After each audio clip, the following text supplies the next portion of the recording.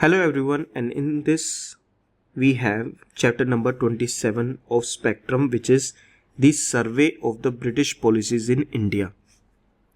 So during the British rule in India, the Britishers in different fields, अब वो अलग अलग जो फील्ड्स हो सकती हैं वो क्या हो सकती हैं? एक एडमिनिस्ट्रेशन की फील्ड हो सकती है, एक रेवेन्यू की फील्ड हो सकती है, ठीक है, एक सोसाइटी की यानी सोशल फील्ड हो सकती है, कल्चरल फील्ड हो सकती है। फाइन।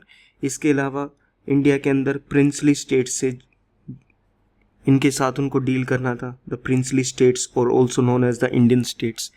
इसके अलावा ब्रिटिश का फॉरेन जो कंट्रीज थी उनके साथ क्या रिलेशन थे फॉरेन में, जैसे we had Nepal near us, we had Bhutan, right, और हमारे राइट में अब तो म्यांमार है, बट म्यांमार क्या था उस टाइम पे? It was Burma. We had Afghanistan at that point of time. तो ये अलग अलग फॉरेन कंट्रीज थे जो इंडिया के पास थे ना। अब इसमें ये देखना कि जो ब्रिटिश रूल है ये इन सभी चीज़ों के साथ डील करेगा, एडमिनिस्ट्रेशन के साथ, रेवेन्यू के साथ, social, princely states and the foreign, इन सब के साथ वो डील करने वाला है ना। इस डीलिंग्स में उसकी क्या क्या पॉलिसीज रही थी, हम इनको डिटेल में स्टडी करेंगे कि उनकी पॉलिसीज किस किस फील्ड में क्या थी। सबसे पहले अगर हम बात करें तो ये वाला जो पार्ट है, this is the outline of the chapter, कि ब्रिटिश रूल की ब्रिटिश के टाइम पे अलग अलग पॉलिसीज थी और वो अलग अलग एरियाज में कैसे काम करती थी, क्या उनका सिस्टम था उन पॉलिसीज का। फिर उन पॉलिसीज को देखेंगे डिटेल में। सबसे पहले देखते हैं administrative policies. Now administrative policies में what do we have? Now pre-1857 intentions of trying to modernize India on the progressive lines. 1857 से पहले, ठीक है, 1857 में तो रिवोल्ट हुआ था।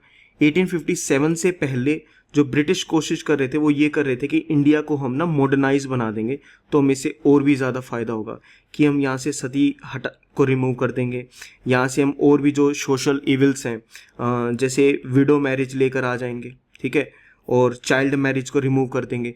तो वो इंडिया को मॉडर्नाइज बनाने की कोशिश कर रहे थे 1857 से पहले। लेकिन जब उन्होंने इंडिया के कल्चर वगैरह के साथ इंटरेक्शन करा, उसको चेंज करने की कोशिश करी, तो कहीं ना कहीं वो रिवोल्ट का कारण भी बन गया, ठीक है। 1857 के बाद इससे अपोजिट हुआ। उन्होंने जो मॉडर्नाइजेशन करने वाला जो काम था, ये मॉडर्नाइजेशन करने वाला काम बंद कर दिया था। So this was the first thing that happened during this particular period. तो contrary to the pre 1857 intentions, administration ने क्या अडोप्ट करा? रिएक्शनरी पॉलिसीज को अडोप्ट करा on the pretext that Indians were not fit for self governance, ठीक है। तो British ने बात मान ली कि दैट इंडियंस सेल्फ गवर्नेंस के लिए फिट नहीं है और अब जो भी वो करेंगे, ठीक है, उसके अगेंस्ट हमें कुछ रिएक्शनरी पॉलिसीज लेकर आनी पड़ेंगी।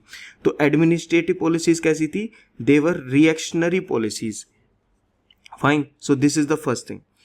अब उस एडमिनिस्ट्रेटिव पॉलिसीज में सबसे पहले हम देखते हैं it is the divide and rule policy. इसमें उन्होंने क्या करने की, वैसे ये वाली हम जानते हैं, इसको हम बहुत स्टार्टिंग से पढ़ते आ रहे हैं कि ब्रिटिश हमेशा डिवाइड करने की कोशिश करते थे एंड देन रूल करते थे। Determined to avoid a united mass action challenging their authority. तो अगर मास एक्शन हो जाएगा, यानी लोग अगर इकट्ठा हो गए, तो वो ईजिली ब्रिटिश के अगेंस्ट फाइट कर सकते हैं। तो ब्रिटिश ने हमेशा कोशिश करी कि कैसे भी मास एक्शन को अवॉइड करना है, बनने से रोकना है, जो उनकी अथॉरिटी को चैलेंज कर सके। The policy of divide and rule by putting princess against the states people. जो प्रिंसली स्टेट्स थे उनमें तो प्रिंसेस को वहाँ के जो स्टेट्स के पीपल थे उनके अगेंस्ट कर दिया। रीजन अगेंस्ट रीजन, एक रीजन को दूसरे अगेंस्ट के एरिया रीजन के अगेंस्ट कर दिया, दूसरे एरिया के अगेंस्ट कर दिया। प्रोविंस को प्रोविंस के अगेंस्ट में, कास्ट को कास्ट के, एंड हिंदूज को अगेंस्ट द मुस्लिम्स, ठीक है। And this was one of the biggest thing. So this is the divide and rule policy जिससे उन्होंने एडमिनिस्ट्रेशन को प्ले करा, ठीक है। आगे चलते हैं इसमें।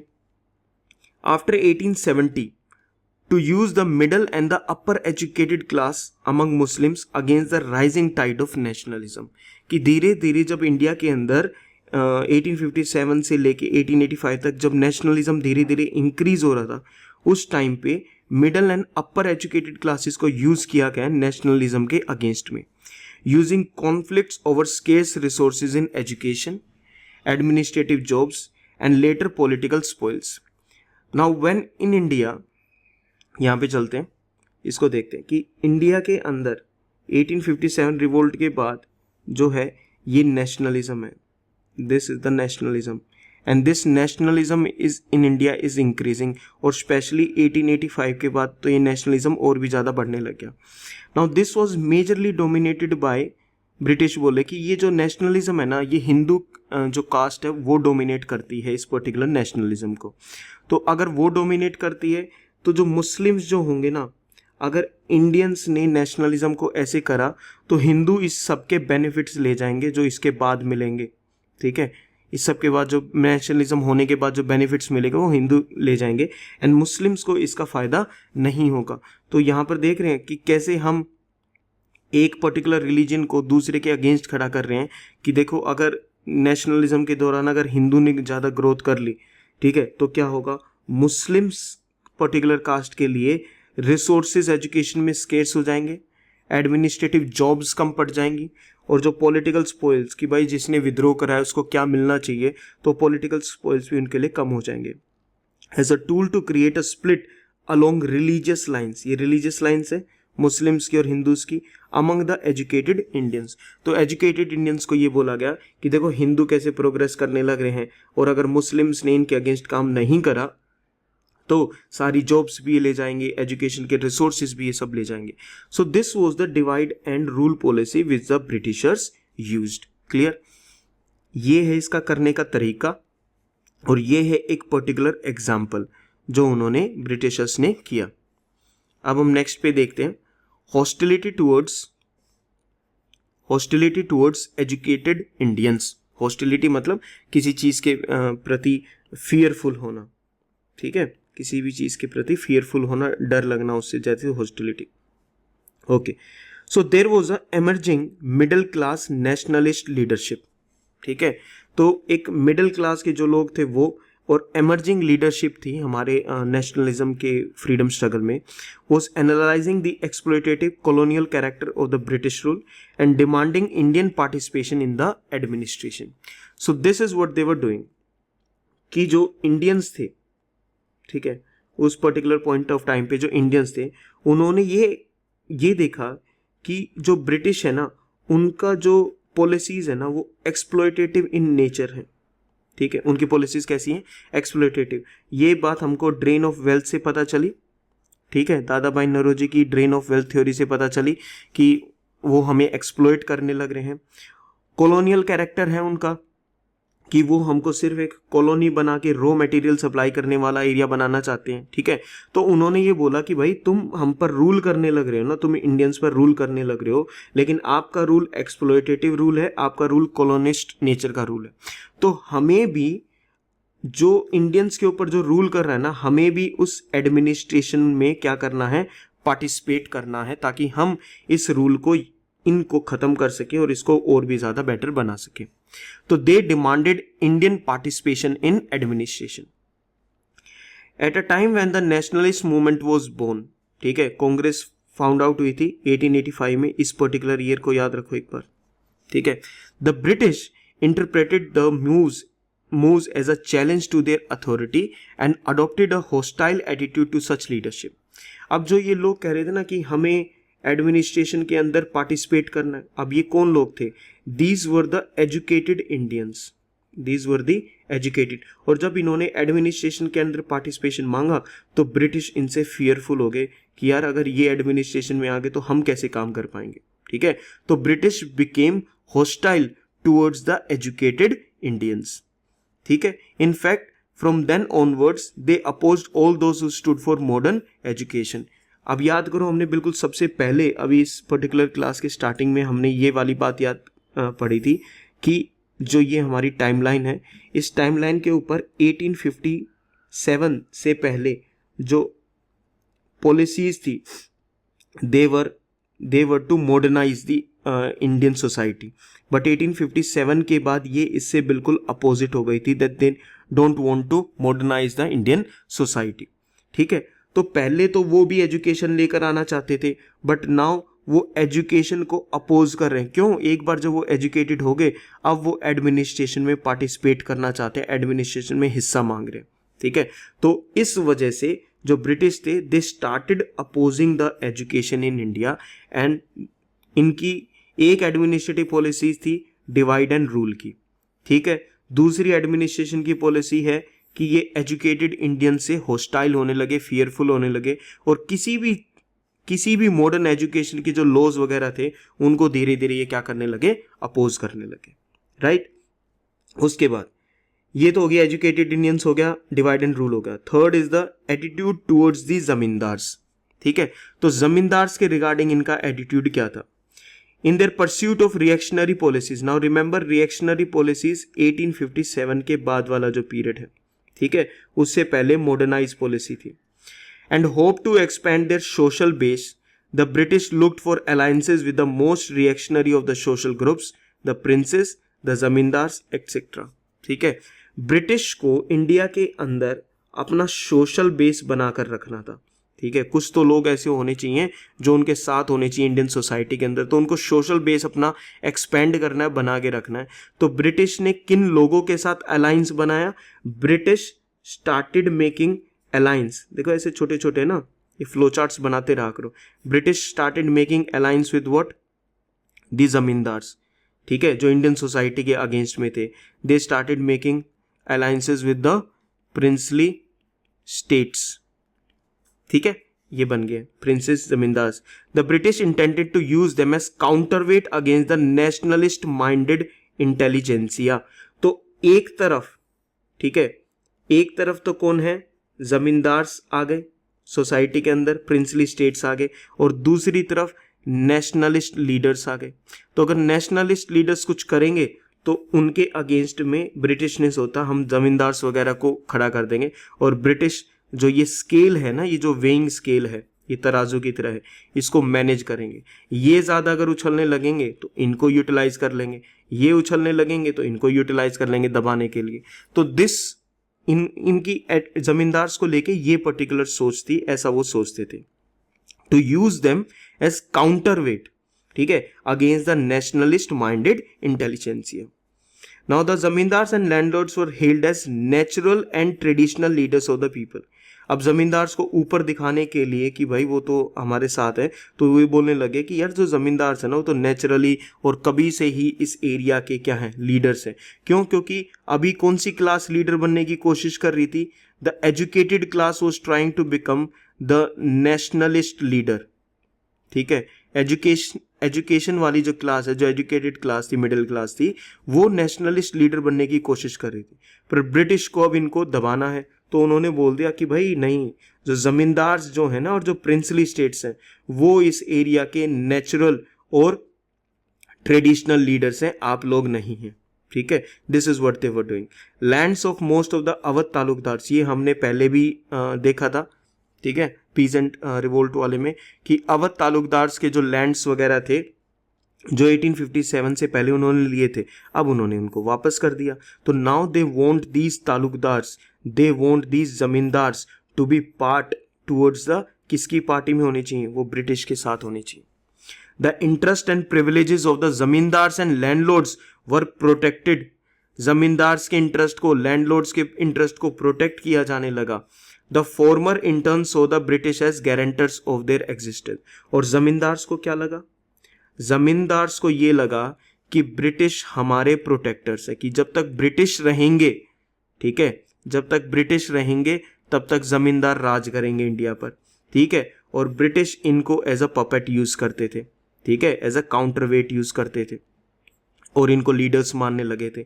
तो this was the situation regarding the zamindars after 1857। तो 1857 से पहले वो इनके अगेंस्ट में थे, इनकी ज़मीनें छीन लेते थे ताकि ज़्यादा से ज़्यादा रेवेन्यू मिल सके। 1857 के बाद इनको बोला गया that they are the natural and the traditional leaders of the people. This was the administration with regard to the zamindars. आगे देखते हैं, attitude towards social reforms. Society के रिफॉर्म्स के रिगार्डिंग क्या था, ये बात हमको ये पहले से पता है, ये वाला टॉपिक, ये जो सब हेडिंग है ये हमको पहले से पता है। 1857 से पहले मॉडर्नाइज करने की कोशिश है और 1857 के बाद रिएक्शनरी पॉलिसीज है, ऐसा कुछ भी वो मॉडर्नाइज वगैरह नहीं करना चाहते। Having decided to side with the reactionary elements, ठीक है, अब वो किसकी साइड है, रिएक्शनरी पॉलिसीज या रिएक्शनरी एलिमेंट्स की साइड है of Indian society. The British withdrew their support to social reforms. अब वो सोशल जो रिफॉर्म्स है ना, वो सामाजिक जो रिफॉर्म्स हैं, उनको, जो समाज को ठीक करने वाले जो कानून है, अब उनको साथ ही नहीं दे रहे। Which they felt had aroused the wrath of the orthodox sections against them. अब जब ब्रिटिश ऐसा वो क्यों कर रहे हैं, मतलब वाई दिस पर्टिकुलर चेंज, जब ब्रिटिश ने उस पर्टिकुलर पॉइंट ऑफ टाइम पे सोशल रिफॉर्म्स लाने की कोशिश करी, ठीक है, सोशल रिफॉर्म्स लाने की कोशिश करी, तो उस पर्टिकुलर पॉइंट ऑफ टाइम पे जमींदार जो थे, प्रिंसली स्टेट्स जो थे, जो इंडिया के ट्रेडिशनल लीडर्स थे, ठीक है, इनको लगा कि ब्रिटिश है ना इंडिया की सोसाइटी को बदल रहा है, और ये लोग भी ब्रिटिशर्स के क्या हो गए, they also became in against the Britishers. अब पीजेंट्स वगैरह तो वैसे अगेंस्ट हो गए थे, सिपोई वगैरह, और ये लोग भी दूर हो गए। तो ब्रिटिश ने सोचा कि यार हम ये सोशल रिफॉर्म्स का जो है ये अपने सर पे बोझ क्यों ले रहे हैं, ठीक है। तो जैसे ही इन्होंने सोशल रिफॉर्म्स को लाना बंद करा, ये वाले सारे सेगमेंट्स इनके साथ आ गए उसके बाद, ठीक है। So the British withdrew their support to social reforms, जिनकी वजह से जो ऑर्थोडॉक्स सेक्शन था, जो ट्रेडिशनल सेक्शन था इंडियन सोसाइटी का, वो उनके अगेंस्ट में हो गया था। तो अब इन्होंने इनको लाना बंद कर दिया और सेक्शन इनके साथ हो गया। Also by encouraging caste and communal consciousness, लोगों को बार बार बता के कि भाई तुम्हारी अपर कास्ट है, तुम्हारी लोअर कास्ट है, इन लोगों का साथ दिया जाने लगा। The British help the reactionary forces, तो ब्रिटिश ने ज्यादा से ज्यादा कोशिश करी कि अलग अलग कास्ट के बीच में, अलग अलग रिलीजन के बीच में जो है डिस्टेंस क्रिएट करा जाए, उनको बताया जाए कि भाई आपकी अपर है, आपकी लोअर है, आपका रिलीजन अलग है, आपका अलग है। तो इससे क्या होगा, इससे बेसिकली एक और चीज हो जाएगी, इससे जो मास एक्शन होगा ब्रिटिश के अगेंस्ट में, वो मास एक्शन पॉसिबल नहीं होगा, क्योंकि अब लोग जो है वो डिवाइडेड हो चुके हैं based on caste and based on the religion, ठीक है। सब नेक्स्ट पे चलते हैं। Underdeveloped social services, a disproportionately large expenditure on army and civil administration. अब जैसे हम आज का भी तो बजट देखते हैं ना, दिस इज आवर बजट, ठीक है, हम आज का भी बजट देखते हैं, तो ये बजट मल्टीपल हेड्स में डिवाइड होता है। दैट वी आर, हमारा एक्सपेंडिचर डिफेंस के ऊपर जाता है, ठीक है, हमारा एडमिनिस्ट्रेशन जो बजट है वो सिविल एडमिनिस्ट्रेशन, काम करने के ऊपर बेसिकली जाता है जो खर्च होता है। सोशल सर्विसेज यानी एजुकेशन के ऊपर जाता है, हेल्थ के ऊपर जाता है, और इंफ्रास्ट्रक्चर, ऐसी अलग अलग हेड्स हो गई ये जिनके ऊपर खर्च हो रहा है। तो अब एक बात हम जानते हैं कि जो ब्रिटिश के टाइम पे ना सबसे ज़्यादा जो एक्सपेंडिचर था ना, वो इन दोनों पे था, लोगों को एडमिनिस्टर करने पे और डिफेंस के यानी आर्मी वगैरह के एक्सपेंडिचर पे सबसे ज़्यादा था। अब इतना तो बजट था ही नहीं, अब जो थोड़ा बहुत बजट अगर बचा भी, तो उस बजट को थोड़ा सा एजुकेशन पे, थोड़ा सा हेल्थ पे, सैनिटेशन और फिजिकल इंफ्रास्ट्रक्चर पे खर्च करते थे। तो अगर हम इसको यहाँ पर इन टर्म्स में देखें, so there was large budget which was being spent on the defense and civil administration, and very small amount of budget was being spent, towards education, health, sanitation and in physical infrastructure. तो अगर ये कमजोर रहेगा तो क्या society grow कर पाएगी, तुम बताओ। अगर ये वाला इंफ्रास्ट्रक्चर अगर कमजोर रहेगा तो सोसाइटी ग्रो नहीं कर पाएगी। अगर सोसाइटी ग्रो ही नहीं करेगी तो वो ब्रिटिश के अगेंस्ट फाइट कैसे करेगी। तो उन्होंने बड़े ध्यान से इन सभी सेक्टर्स में पैसा खर्च ही नहीं करा, तो अंडर डेवलप्ड रखा किसको, सोशल सर्विसेज को, like education, health, sanitation and physical infrastructure. और ये चीजें उन्होंने कमजोर रखी, और ये चीज आज भी हमको, हमारी कंट्री को हॉन्ट करती है। हमारी आज भी एजुकेशन, हेल्थ, इंफ्रास्ट्रक्चर वीक है, बिकॉज उस टाइम पे भी इन चीजों पे ध्यान नहीं दिया गया था। And whatever facilities were establish cater to, अगर एजुकेशन में, हेल्थ में, इंफ्रास्ट्रक्चर में अगर उन्होंने बाई चांस कुछ पैसे खर्च करके कुछ फैसिलिटीज दे भी दी तो वो फैसिलिटीज भी ज्यादातर किसके पास चली जाती थी, इलीट पीपल के साथ, जो अमीर लोग थे उनके पास वो चली, अपर क्लास अर्बन एरियाज के पास। तो अब देखो रूरल एरियाज पीछे रह गए और जो पुअर वो पीछे रह गए, वर्कर्स एंड द पीजेंट्स ये भी पीछे रह गए। ठीक है, तो because of the underdeveloped services these people were facing great impact in the society. उसके बाद आ जाता है एडमिनिस्ट्रेशन में, it was regarding the labour legislations. किस चीज के रिगार्डिंग है, लेबर लेजिस्लेशंस के रिगार्डिंग। नाउ इस चीज को हमने डिस्कस करा था when we were discussing the working class movement. ठीक है, वर्किंग क्लास मूवमेंट में हमने इसको डिस्कस करा था कि व्हाट इट वाज। अब देखते हैं कि लेबर लेजिस्लेशन के रिगार्डिंग क्या है। Early stages of industrial revolution in Europe, the working conditions in the factories and the plantations were miserable. तो ये बात हम बिल्कुल जानते हैं कि जब बिल्कुल स्टार्टिंग का इंडस्ट्रियल रेवोल्यूशन आया था ना, तो उस टाइम पे तो वर्किंग कंडीशंस जो थी वो बहुत ही ज्यादा मिजरेबल थी, बहुत ही ज्यादा खराब थी।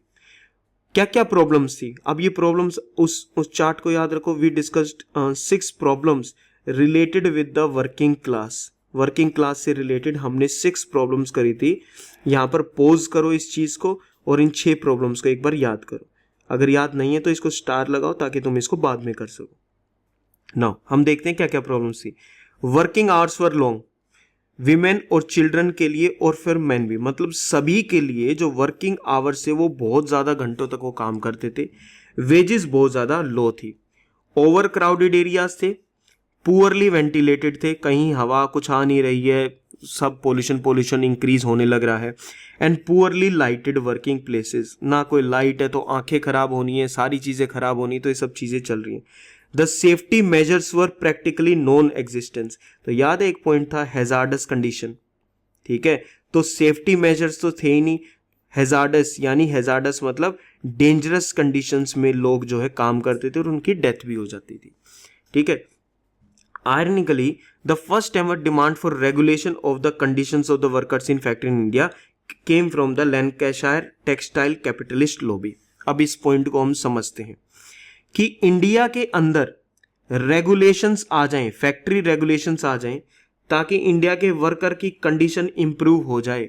इसकी डिमांड कहां से आती है, जो पहली डिमांड होती है ना, सोच के देखो कहां से आएगी, वो इंडियन वर्कर से नहीं आएगी भाई साहब, वो इंडियन वर्कर से नहीं आएगी, वो किसी इंडियन से निकल कर नहीं आई है, वो आई है लंदन में बैठे लैंकाशायर जो टेक्सटाइल कैपिटलिस्ट लॉबी है ना वहाँ के जो लैंकाशायर जो बिजनेसमैन है, उन बिजनेसमैन ने ये बात बोली कि इंडिया के अंदर बेटर कंडीशंस आनी चाहिए, बेटर रेगुलेशंस आनी चाहिए।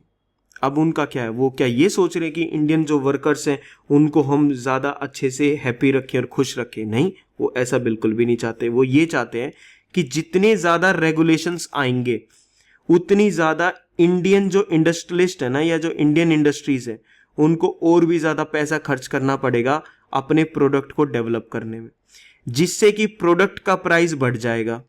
प्रोडक्ट का प्राइस बढ़ जाएगा तो ये प्रोडक्ट जो ब्रिटेन में जाता था, उस ब्रिटेन के प्रोडक्ट के कंपैरिजन में इनका सस्ता नजर आएगा और इनका प्रोडक्ट महंगा नजर आएगा। ये डिफरेंस है, ये दोनों के अंदर डिफरेंस है।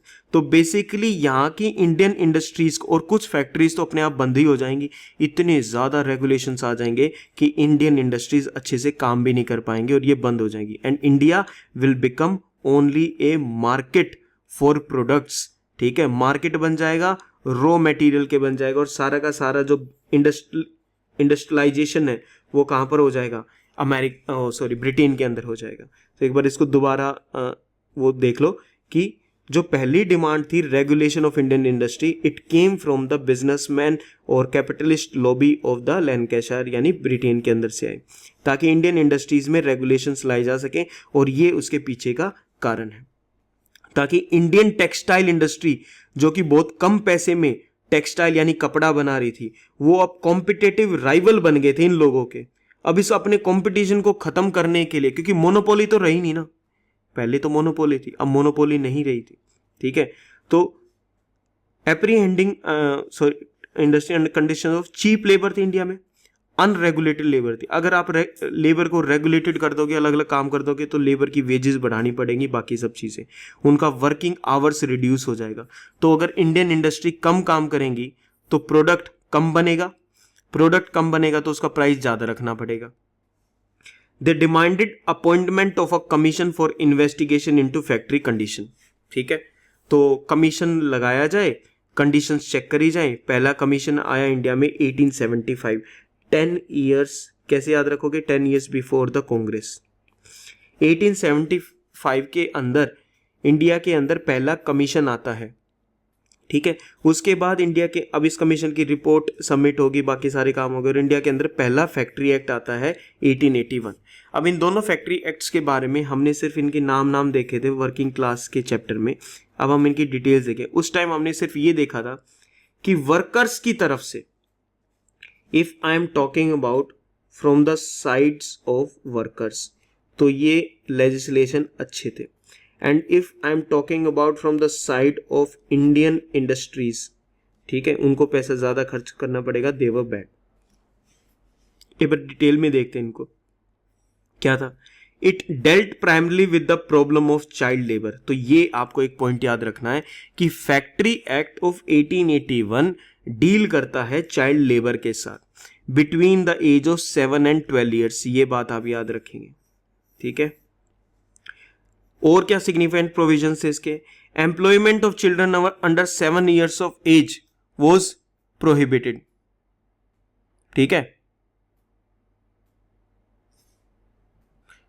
क्या गया है,